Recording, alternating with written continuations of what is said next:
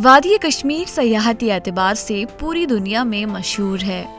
यहाँ के दिलकश व दिलफरेब सयाहती मकामात जिनमें पहलगाम, गुलमर्ग, सोनमर्ग, दाचीगाम, झील डल वगैरह शामिल है, मौसमी सरमा व गर्मा में अपनी कुदरती खूबसूरती की वजह से मकामी व बैनुल अक़वामी सयाहों की तवज्जो का मरकज बन जाते हैं। वहीं जनूबी कश्मीर के पहाड़ी जिला शोपियां को भी कुदरत ने अपने हुस्न व जमाल से मालामाल कर दिया है।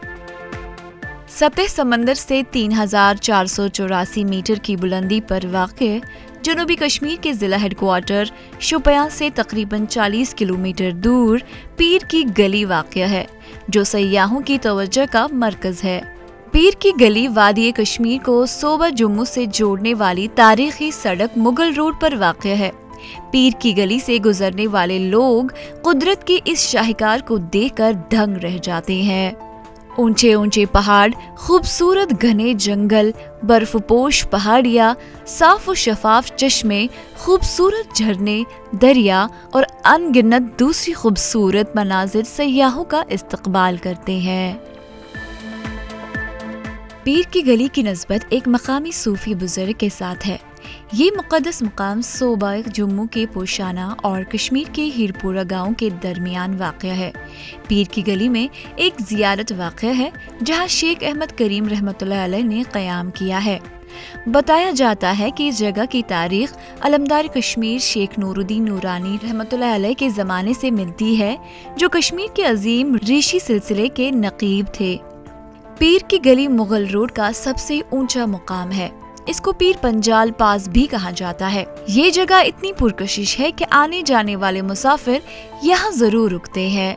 जियारत के लंगर में सत्तू के साथ नमकीन चाय की चुस्कियाँ लेते हैं, सेल्फियाँ बनाते हैं और तस्वीर खींचते हैं।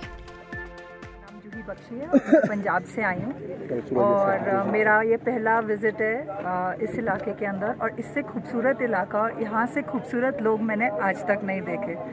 पर बेहतर होगा अगर हमें यहाँ पर कोई फैसिलिटीज़ मिल सकें, स्पेशली जैसे एज अ फीमेल ट्रैवलर मुझे लगता है थोड़े बाथरूम्स हो जाएं, थोड़े शेल्टर्स हो जाएं, थोड़ी बेटर फैसिलिटीज़ अगर ट्रैवलर्स को और टूरिस्ट को मिल सकें। ऐसी जगह है जहाँ पे टूरिज़्म और आना चाहिए ताकि और इकोनॉमिक वेल्थ जनरेट हो सके। ज़रूर आएँ, इससे ज़्यादा सुंदर जगह आपको और कहीं नहीं मिलेगी। मेरे ख्याल से मैं 50 साल की हो गई हूँ, इससे ज़्यादा खूबसूरत जगह मैंने आज तक नहीं देखी। पीर की गली वाक़ई जन्नत नज़ीर है, लेकिन सयाहों को गिला है कि यहाँ सहूलियात का फ़िक़दान है। हाजत बशरी के लिए कहीं बैतुल खुला का नाम और निशान नहीं, और अगर कभी मौसम अपने तेवर बदल दे तो बारिश या बर्फबारी की सूरत में लोगों को सर छिपाने के लिए छत दस्तयाब नहीं होती। उनका कहना है कि ये बुनियादी सहूलियात अगर दस्तयाब होती है तो इस सयाहती मुकाम पर 4 चांद लग जाएंगे।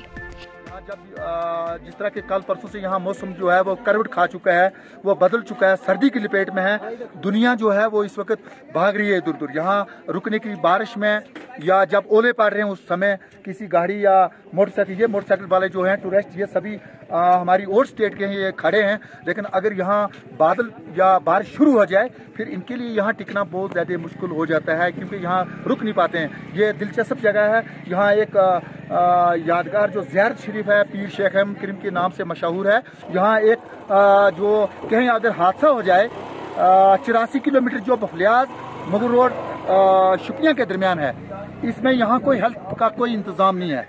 कहीं कोई बाइक का हादसा हो, चाहे बड़ी गाड़ी का हो, छोटी का हो, यहाँ से फिर उन पैसेंजर को खुद ही उठाना पड़ता है, या शोपियां में हॉस्पिटल जाना पड़ता है या सुरनकोट के बीच में जाना पड़ता है। यहाँ बड़े बड़े अफसर लोग आते हैं, देखते हैं।